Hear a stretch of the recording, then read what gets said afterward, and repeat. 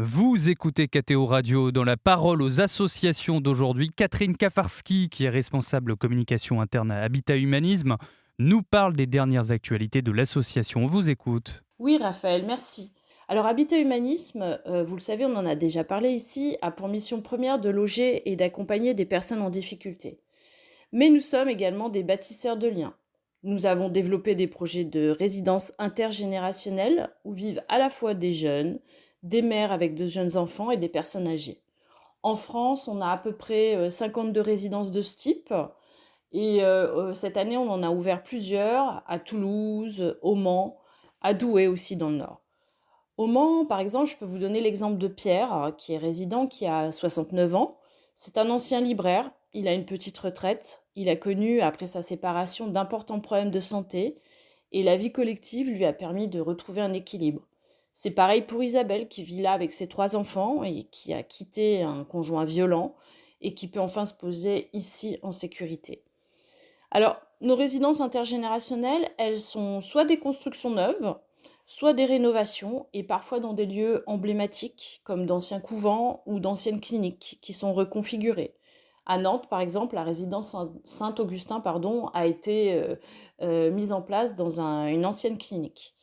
Alors, les habitants, ils disposent tous d'un logement individuel, mais il y a aussi des espaces collectifs pour favoriser la vie ensemble, une grande cuisine, un grand salon, des extérieurs souvent comme des jardins, où c'est propice pour mettre en place une certaine forme d'apaisement. Les équipes sur place veillent à ça et elles mettent en place des activités collectives.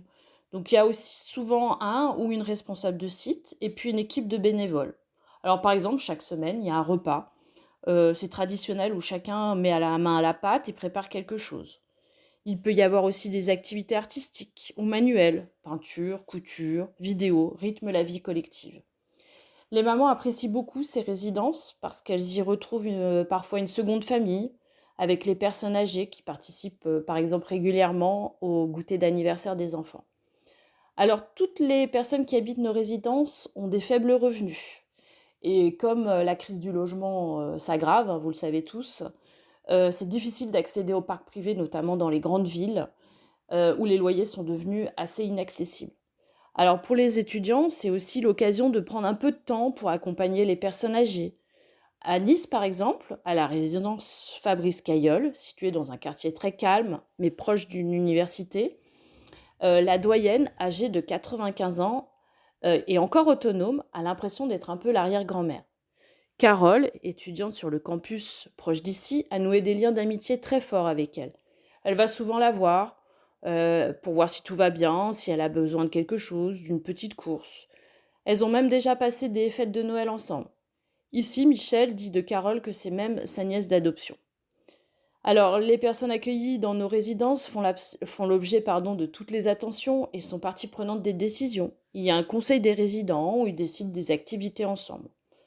À Douai, c'est un peu la même chose que cette résidence, donc les Jardins du Carmel, situés sur un ancien couvent, complètement reconfiguré aussi.